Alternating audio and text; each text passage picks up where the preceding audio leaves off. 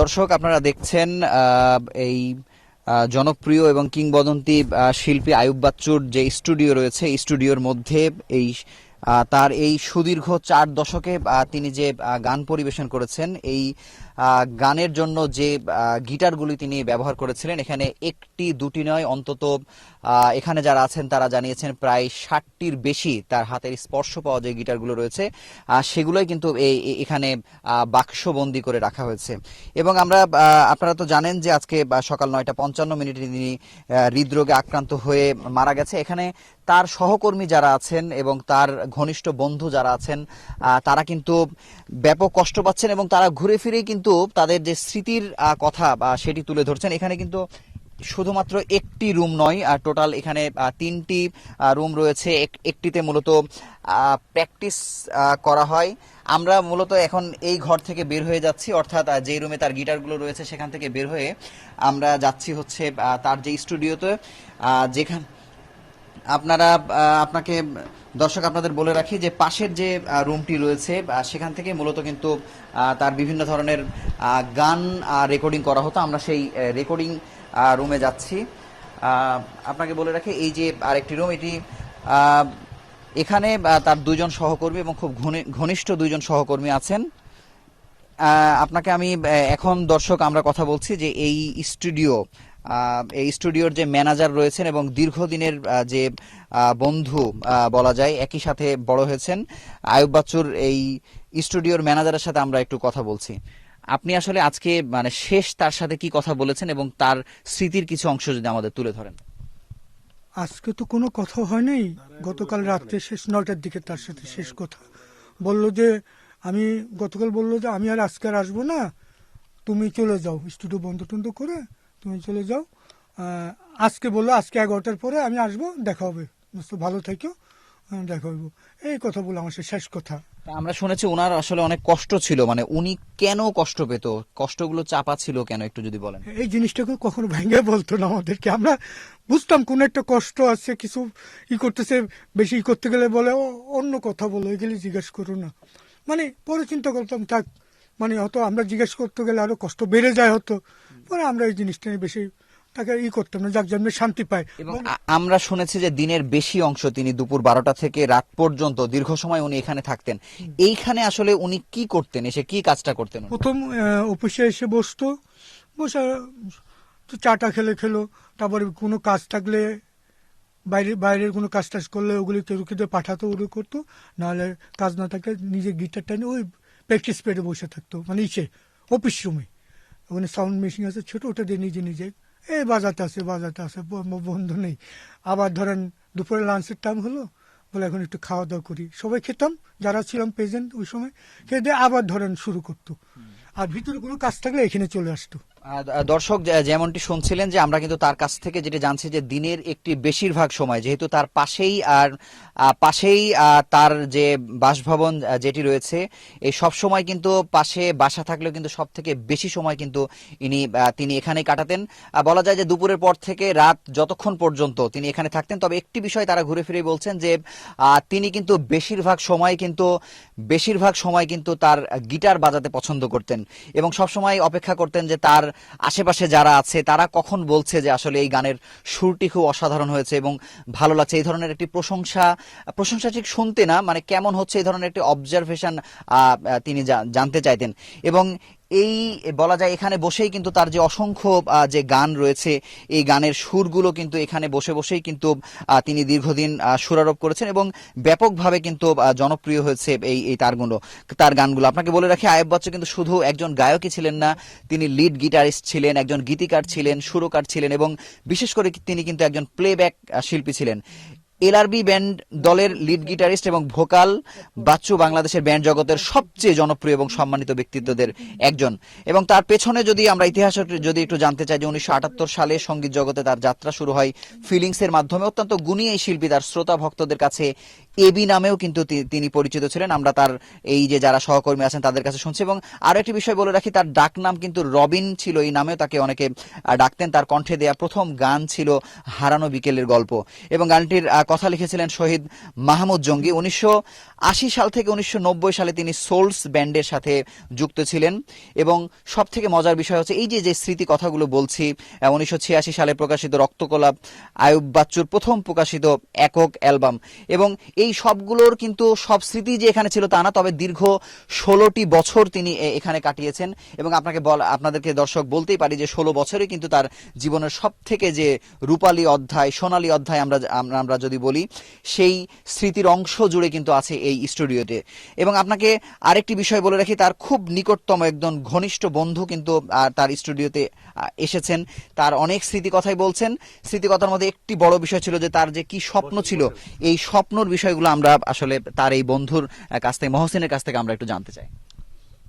বাচ্চুর অনেক স্বপ্ন ছিল। বাচ্চু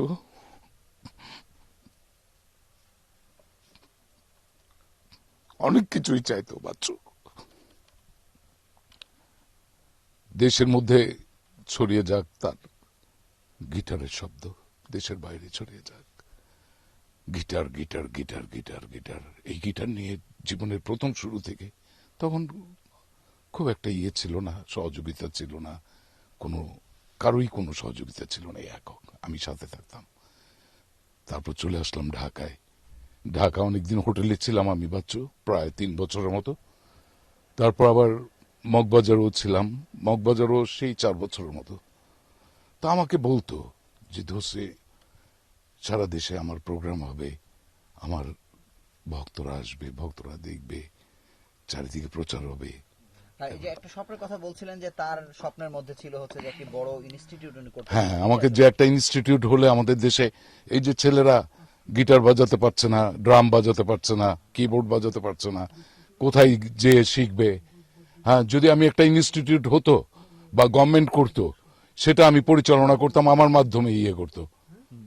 আরেকটি বিষয় এখন এসেই যায় যে এই যে আমরা বিভিন্ন সময় দেখেছি যে বড় বড় গুণী শিল্পীরা যখন মারা যান অথবা তারা বিদায় নেন, তার যে এই যে স্মৃতির যে অংশগুলো রয়েছে, তার গিটার এখানে অসংখ্য, আমরা 60টির অধিক গিটার আছে আমরা শুনলাম, এই যে তার স্টুডিওটি রয়েছে, এইগুলো নিয়ে আসলে আপনাদের পরবর্তীতে কোনো স্বপ্নের কথা এখন ভাবছেন কিনা? এগুলো স্মৃতি হয়ে থাকবে, এগুলো স্মৃতি হয়ে থাকবে।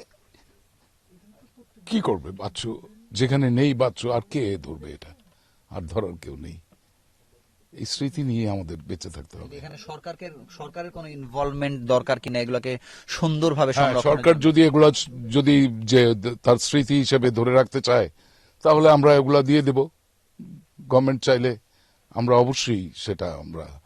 আর আপনার কাছে জানতে চাইবো যে আমরা একটি বিষয় বারে বারে শুনছি যে তার ভীষণ একটি কষ্ট ছিল পারিবারিক ভাবে অথবা কোনো একটা জায়গাতে, আসলে কোনো একটা কিছু একটা ছিল তো, তাই না? সেটা আপনারা আসলে কি ধারণা করেন? নিঃসঙ্গতা।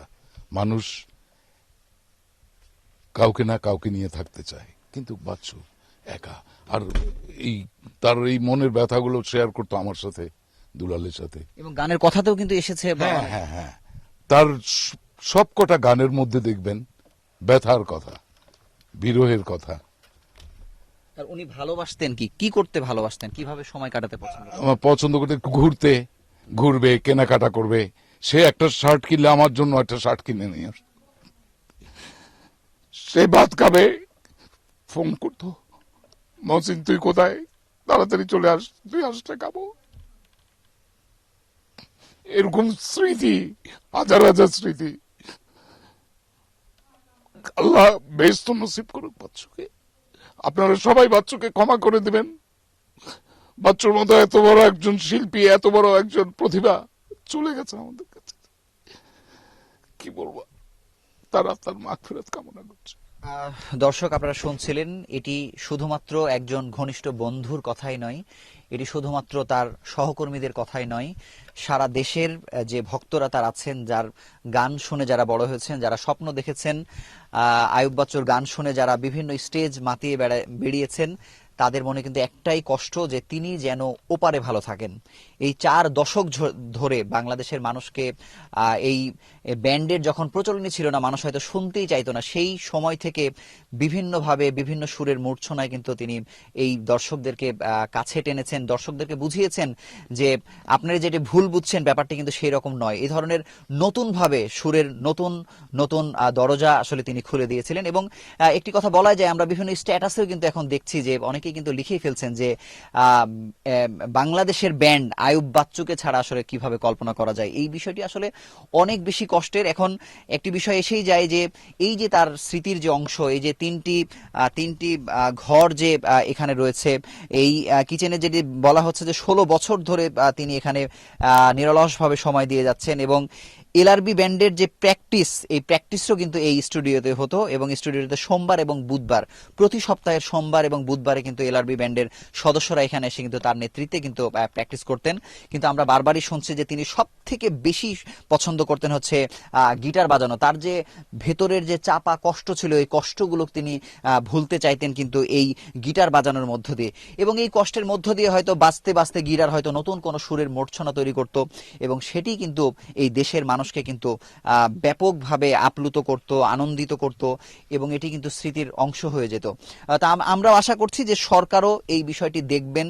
এই যে তার গুরুত্বপূর্ণ বিষয়গুলো রয়েছে, তার গিটার রয়েছে, তার যে এখানে একটি চেয়ার রয়েছে, যা কিছুই থাক না কেন এগুলো যেন খুব সুন্দরভাবে চমৎকারভাবে সংরক্ষণ করা হয়, এইদিকে কিন্তু সরকারের নজর দেওয়া উচিত বলে তারা মনে করছেন। আপনি তো দর্শক আপনারা জানেন যে প্রধানমন্ত্রী, রাষ্ট্রপতি সহ গুরুত্বপূর্ণ যারা আছেন তারা কিন্তু তার মৃত্যুতে কিন্তু শোক জানিয়েছেন। তো সব মিলে বলা যায় যে আমাদের দর্শকদের সাথেও একটি মাত্র চাওয়া যে ওপারে তিনি ভালো থাকেন, এটি সবারই কথা। এই তার গানগুলোকে বাঁচিয়ে রাখার জন্য যে ধরনের কাজ করা দরকার সেটি যেমন করা দরকার, এবং সব থেকে বড় যে স্বপ্নটি তার ছিল, যে স্বপ্নটি আসলে পূরণ হয়নি, তিনি চেয়েছিলেন একটি ইনস্টিটিউট গড়ার।